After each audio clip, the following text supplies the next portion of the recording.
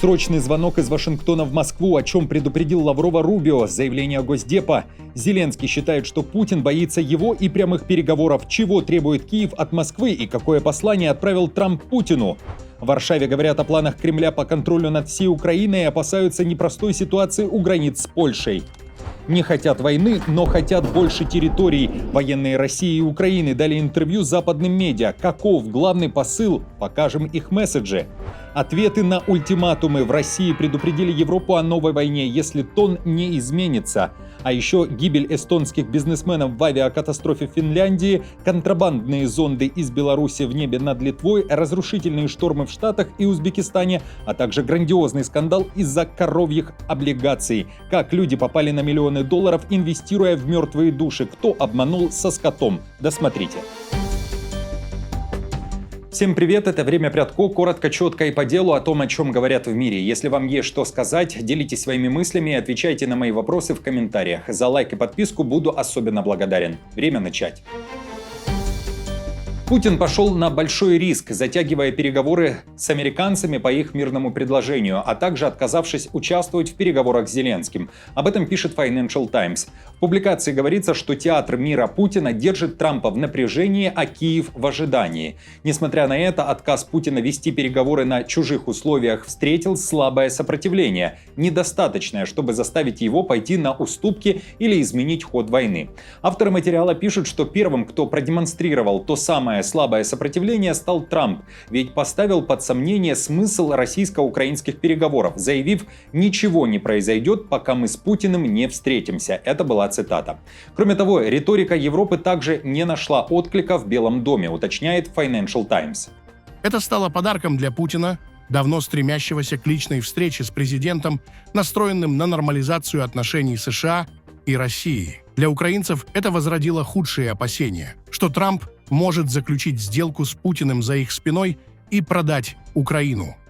Лондон при этом настаивает, Путин и его войска должны остановиться. Глава МИД Великобритании Дэвид Лэмми заявил, что Кремль должен немедленно прекратить огонь. В соцсети X британский министр отреагировал на удар дроном по автобусу с пассажирами, в результате которого погибло как минимум 9 человек. Лэмми пишет, цитирую: «Потрясен нападением России на Сумы всего через несколько часов после переговоров в Турции. Если Путин действительно настроен на мир, Россия должна согласиться на полное и немедленное прекращение огня, как это уже сделала Украина». Конец цитаты.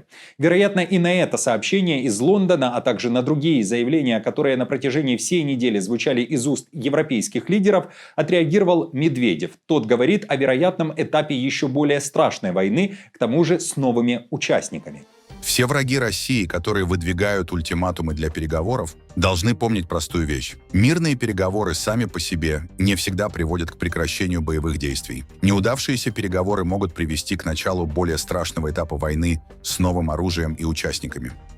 И если Москва не реагирует на призывы европейцев, то Путина может остановить лишь Пекин, так считают представители Варшавы. Глава МИД Польши Сикорский в интервью немецкому изданию Tagesspiegel заявил, что сейчас Россия зависит от военной поддержки Китая, поскольку Пекин поставляет Кремлю беспилотники, а также технологии и материалы, используемые при производстве ракет. Без таких поставок Путин не смог бы продолжать войну против Украины, уверен Сикорский.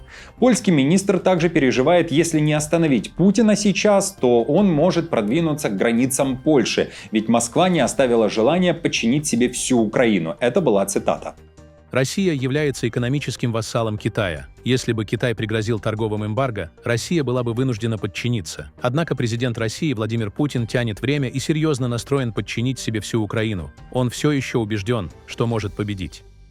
Напомню, что Китай неоднократно при этом заявлял, что не является стороной конфликта и не собирается подливать масло в огонь, а в прошлом месяце в КНР возмущались формулировками Зеленского, который говорил о взятии 2 китайцев в плен. И если Китай и выступает за мирные инициативы, то пока четким посредником не становится. Но этой роли не утратил Трамп. тот вновь собирается звонить и в Москву, и в Киев. Ему интересно из первых уст узнать, что произошло в Стамбуле и какие шаги необходимы для завершения войны в Украине. Такой звонок из Белого дома сначала проанонсировал Макрон. По его словам, переговорные группы из Франции, Германии и Великобритании находились в постоянном контакте с украинскими коллегами и таким образом принимали участие в обсуждениях в режиме реального времени. Теперь очередь за Трампом. Также Париж выразил уверенность, что американский президент наконец-то всем открыто покажет, нравится ему или не нравятся действия Кремля.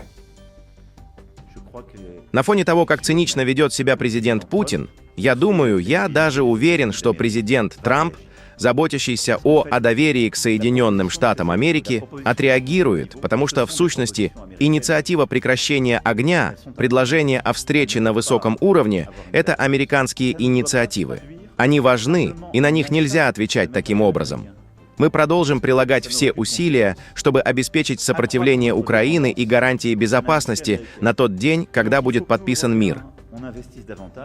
Тем временем не менее важные представители США и России уже созвонились и говорили об Украине и недавних стамбульских встречах. О телефонных переговорах госсекретаря США Марко Рубио и главы Министерства иностранных дел РФ Сергея Лаврова сначала сообщили в российском МИДе. Цитирую слова ведомства. Марко Рубио приветствовал достигнутые договоренности об обмене военнопленными, а также намерение каждой из сторон подготовить собственные предложения с изложением условий, необходимых для прекращения огня. Он подтвердил готовность Вашингтона и дальше поддерживать усилия, направленные на достижение договоренного урегулирования. Конец цитаты. После появилась и реакция Рубио на телефонную беседу с Лавровым. Далее его цитата. В сегодняшнем телефонном разговоре с министром иностранных дел России Сергеем Лавровым я повторил послание президента США. Смерть и разрушения должны прекратиться. США представили четкий и сильный мирный план, и мы приветствуем соглашение об обмене военнопленными, достигнутое в Стамбуле. Давайте не упустим эту огромную возможность. Время положить конец этой войне. Сейчас. Немного погодя, уже и сам Трамп подтвердил слова Макрона и анонсировал серию важных телефонных переговоров с Путиным и Зеленским. Все произойдет в ближайший понедельник, 19 мая. Пост о переговорах Трамп выставил в своей соцсети True Social. Интересно, что весь текст написан капслоком. Далее цитата американского лидера. Я поговорю по телефону с президентом России Владимиром Путиным в понедельник в 10 часов утра. Темами разговора будут остановка кровопролития, в ходе которого в среднем погибает более 5000 российских и украинских солдат в неделю, а также вопросы торговли. Затем я свяжусь с президентом Украины Зеленским, а потом вместе с президентом Зеленским с рядом членов НАТО. Буду надеяться, что это будет плодотворный день, будет достигнуто прекращение огня, и эта очень жестокая война, которая никогда не должна была начаться, завершиться. Да благословит нас всех Бог! В Кремле уже подтвердили, звонок действительно состоится, но будет ли остановлено кровопролитие, о котором пишет Трамп? Журналисты New York Times заявляют, что им удалось взять интервью у российских военных, которые либо уже отвоевали, либо еще находятся на линии фронта. Авторы выпустили материал, в котором говорится о том, что российские войска устали от войны, но при этом хотят взять под свой контроль еще больше территории Украины. Вот один из абзацев материала. В телефонных разговорах солдаты заявили, что отвергают безусловное прекращение огня, предложенное Украиной, добавив, что российские силы должны продолжать боевые действия, по крайней мере, до полного захвата 4 южных и восточных регионов Украины, которые Кремль объявил своими, но контролирует лишь частично. New York Times пишет, что интервью дают редкую возможность заглянуть в моральный дух российской армии, подчеркивая внутренние проблемы, с которыми столкнется Путин, если решит завершить войну на условиях, не соответствующих его максималистским целям. Требования солдат также указывают на то, что поспешная аннексия 4 украинских регионов в начале войны, возможно, ограничила текущие переговорные возможности Путина, поскольку значительная часть населения сочтет любой меньший результат поражением. Украинские военные также дали интервью западным медиа и также не верят в перемирие и прекращение огня, хотя, безусловно, всем хотелось бы окончания войны. Они всегда атакуют. Постоянно. Они грызут, отжимают. Понемногу, своими огромными силами. А насчет перемирия, они не собираются мириться. Они просто не хотят. О том, какие есть варианты завершения войны и как их воплотить в жизнь, Зеленский, вероятно, будет говорить уже сегодня в Ватикане. Он станет участником интронизации нового Папы Римского. По информации помощника Зеленского, Ермака, возможно, в кулуарах мероприятия пройдут неформальные встречи с мировыми лидерами. На инаугурационной мессе Льва XIV ожидается присутствие вице-президента США Джей Ди Венса и госсекретаря Марко Рубио. Также планируется участие президентов Израиля, Перу, Нигерии, премьер-министров Италии, Канады, Австралии, канцлера Германии Мерца и президента Европейской комиссии Урсулы фон дер Ляйен. Россию будет представлять министр культуры Ольга Любимова. Как вы помните, в апреле этого года во время визита на похороны Папы Франциска Зеленский провел переговоры с Трампом прямо в соборе Святого Петра. Известно, Зеленский приехал в Рим вчера вечером и уже встретился с премьер-министром Канады Марком Карни. Ему он заявил, что Путин его боится.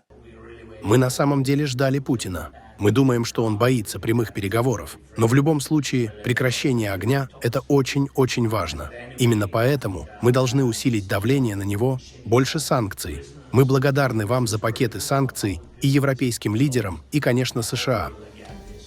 И пока Зеленский вел переговоры с премьером Канады, в Италию прибыл и немецкий канцлер Мерц. Тот провел переговоры с премьером Италии Джорджио Мелони и отправил сигнал Москве. Со следующей недели Кремлю придется держать экономический удар. Будут введены санкции. Вчерашние переговоры в Стамбуле не оправдали наших ожиданий, несмотря на максимально конструктивную позицию украинской переговорной делегации. По крайней мере, делегациям удалось договориться об обмене военнопленными. Однако Россия до сих пор отказывается выполнять требования о всеобъемлющем и безусловном прекращении огня. Поэтому мы намерены продолжать усиливать давление на Россию. Во вторник мы планируем ввести в действие 17-й пакет санкций в рамках Европейского Союза. В частности, он будет направлен против так называемого теневого флота в Балтийском море. Друзья, что думаете о позициях военных с двух сторон, которые дали интервью западной прессе? Чего ожидаете от телефонных переговоров Трампа и Путина и Зеленского? И как вам в целом позиция Трампа? Какое впечатление у вас сложилось о нем за те практически 4 месяца, которые он находится на посту? Напишите, пожалуйста, в комментариях. Вновь попрошу вас, не забудьте подписаться на канал «Время Прядко» и нажать на колокольчик, чтобы не потеряться. Вижу и знаю, что многие из вас со мной ежедневно, но без подписки. И теперь только здесь мы можем быть с вами в контакте и ежедневно. И к другим новостям. В Финляндии после столкновения в воздухе разбились 2 гражданских вертолета. На борту судов находилось 5 человек. 2 в одном и 3 в другом. Никто не выжил. Как сообщает финский телеканал «Юлия», трагедия произошла недалеко от аэропорта Эура на юго-западе Финляндии. Обломки вертолетов спасатели нашли в лесу. По данным финской авиадиспетчерской службы, оба вертолета вылетели из эстонского Таллина в финский город Кокемяки. Они летели очень близко друг к другу. Эстонское новостное издание «Постимея» уточнило, пассажирами были эстонские бизнесмены. Национальное бюро расследований Финляндии начало предварительное расследование крушения вертолетов. Журналистов на место катастрофы не пускают. В Литве всплеск контрабанды, которую передают на воздушных шарах из Беларуси. По словам советника службы охраны государственной границы Гедриса Мишутиса, контрабандисты используют шары-метеозонды для нелегальной доставки сигарет. Оснащенные GPS-датчиками устройства запускаются из Беларуси и поднимаются на большую высоту. Радары не всегда видят такие летающие объекты, что затрудняет их обнаружение. Когда шар приземляется, контрабандисты пытаются быстро забрать груз. За последние полгода зафиксировано более 230 таких случаев. Пограничникам разрешено сбивать метеозонды с помощью оружия, но зачастую они перехватывают контрабанду на месте приземления. Также благодаря оперативным данным погранслужба задерживает преступные группы. В этом году уже более 60 человек были пойманы при попытке забрать такой ценный товар. Самый свежий инцидент произошел на этой неделе в Вильнюсе. На одной из улиц литовской столицы приземлился зонд, на борту которого было 1500 пачек контрабандных сигарет. Спецгруз изъяла полиция. Метеорологические зонды начали активно использоваться для контрабанды в прошлом году. Первоначально их полеты осуществлялись близ границы Беларуси и Литвы, но затем их стали запускать на гораздо дальние расстояния, за несколько километров от границы. В США как минимум 21 человек погиб в результате разрушительных штормов и торнадо на среднем западе страны. В частности, 14 американцев погибли на юго-востоке штата Кентукки, а в Миссури не менее 7 погибших. Спасатели продолжают разбирать завалы в поисках пострадавших. По словам очевидцев, смерч был такой силы, что срывал крыши с домов, выбивал окна, обрывал линии электропередач и вырывал из земли деревья с корнями. По данным местных властей, пострадали как минимум 5000 хозяйств. Количество жертв стихии, вероятно, будет расти. Штормовая погода, которая превратилась в торнадо в нескольких штатах, наблюдалась также и в Висконсине. Там несколько сотен тысяч потребителей остались без электричества. Масштабный шторм накрыл и столицу Узбекистана. Ташкент исчез в пыльной буре. Ветер с песком обрушился на город в субботу вечером. Местные жители сообщают, что сильный ветер повалил рекламные щиты и деревья. С некоторых домов сорвало крыши. Власти рекомендовали гражданам по возможности не выходить на улицу и закрыть окна. Из-за плохой видимости и сильных порывов ветра аэропорт Ташкента ненадолго приостановил прием и отправление авиарейсов. По информации Узгидромета, во время пыльной бури содержание опасных мелкодисперсных частиц в воздухе столицы Узбекистана превысила предельно допустимый показатель в 7 раз. Согласно данным из сервиса IQ Air, который мониторит состояние воздуха на всей планете, из-за бури Ташкент вновь оказался в лидерах мирового антирейтинга по качеству воздуха. Фантомные коровы и 350 миллионов долларов потерь. В Уругвае разгорелся крупнейший финансовый скандал. В стране, где коров в 4 раза больше, чем людей, всплыла схема, которая потрясла не только фермеров и инвесторов, но и всю систему доверия к национальной экономике. Тысячи людей вложили деньги в так называемые коровьи облигации, якобы надежную инвестиционную программу, где прибыль приносила откорм реального скота. Но вот только коров не оказалось. По официальным данным, в рамках программы было заявлено 804 тысячи животных, однако инвентаризация показала, реально существует 70-80 тысяч. Все остальное фикция, мертвые души. Под следствием оказались сразу 3 компании. По версии следствия, они годами привлекали инвестиции, обещая высокий доход от животноводства, но деньги либо выводились, либо шли в никуда. Ущерб уже оценивается в 350 миллионов долларов. Пострадали около 6 тысяч инвесторов, среди них пенсионеры, журналисты, мелкие предприниматели. Люди потеряли жизненные сбережения, рассчитывая на стабильный пассивный доход. Следствие предполагает, коровы, на которых оформлялись инвестиции, либо не существовали вовсе, либо были незаконно проданы, а официальные бирки не устанавливались. Уже выявлены случаи фальсификации данных, манипуляций в регистрах и подделки документации. Мы обнаружили, что есть разница между тем, что было инвестировано, и тем, что было куплено. Сейчас мы проверяем, что было записано в системе и что было на самом деле. Мы знаем, что есть разница. В системе у некоторых наших клиентов было 75 животных. Друзья, спасибо вам за комментарии и за поддержку лайком. Новости за неделю собраны в плейлист. Переходите и смотрите. До встречи.